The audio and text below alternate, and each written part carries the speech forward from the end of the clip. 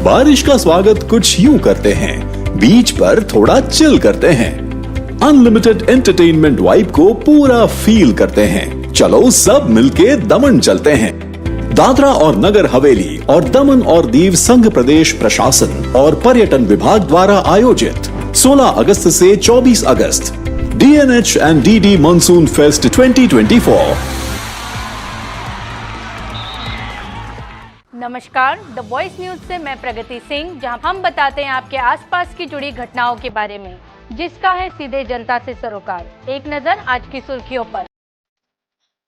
पिछले 2 दिनों से हो रही मूसलाधार बारिश ने वलसाड़ जिले के वलसाड़, वापी, भड़कमुरा और अन्य क्षेत्रों में जनजीवन को अस्त व्यस्त कर दिया है।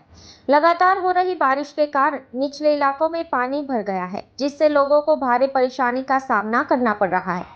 सबसे अधिक प्रभावित इलाकों में डॉक्टर अंबेडकर नगर और वापी का भड़कमुरा क्षेत्र शामिल है, जहां झुग्गी झोपड़ियों में रहने वाले गरीब लोगों के घरों में घुटनों तक पानी भर गया है। इन इलाकों में रहने वाले लोग बेहाल हो गए हैं, क्योंकि उनके घरों में पानी घुस जाने के कारण खाने पीने की सामग्री भी पानी से खराब हो गई है।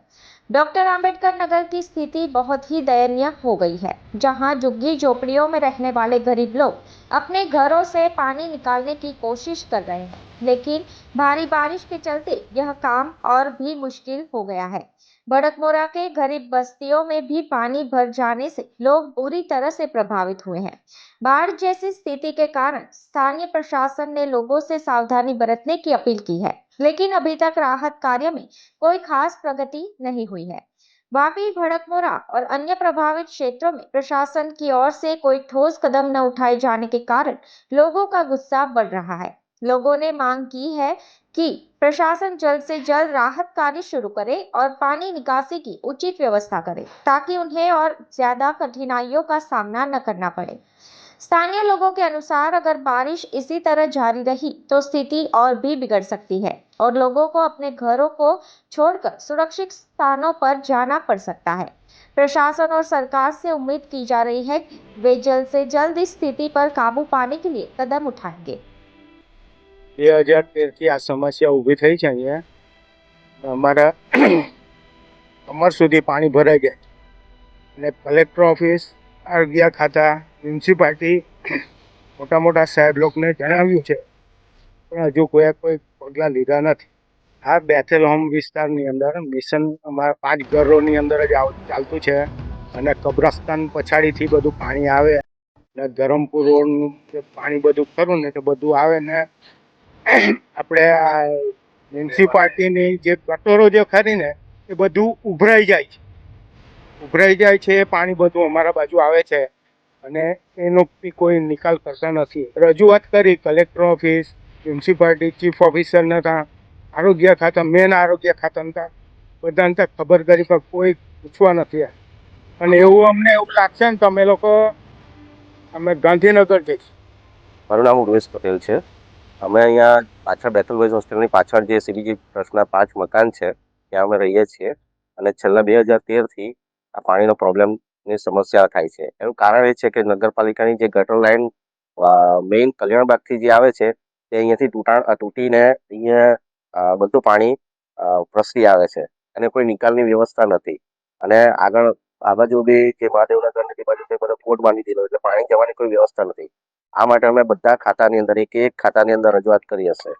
ત્યારબાદ અત્યારે કલેક્ટરથી માંડીને ચીફ ઓફિસર ને બધા અહીંયા આવીને ખાલી મુલાકાત લઈ જાય, શું તકલીફ છે, અમે આ રીતે કરીશું, પછી ફાયરને બોલાવીશું, આ કરાવીએ તે કરાવીએ, પછી જતા રહે।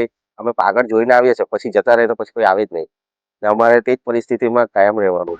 આને લગતી રજૂઆત અમે આરોગ્ય વિભાગને બી કરી છે, નગરપાલિકાને બી કરી છે, કલેક્ટરને બી કરી છે અને જે તે એને લાગતા વગર જે બી છે ખાતાથી દરેકને અમે જાણ કરી છે કે આ રીતે અમને પ્રોબ્લેમ છે, એના માટે પાણીના નિકાલની વ્યવસ્થા થાય। ના, કોઈ પગલાં લેવામાં આવ્યા નથી અને હજુ પણ પાણીની જે સમસ્યા જે છે તે એમને એમ જ છે। અને આજે તમે જુઓ છો કે પાણીની હાલત શું છે। અહીંયા અમારા ઘરની અંદર ઘૂસી જાય છે અને રાત્રે વરસાદ પુષ્કળ થયો ત્યારથી તો અમારે રાત્રેથી ઉજાગરા કરીને આ ઘરની અંદર બધી ઘરવખરી હટાવવી પડી।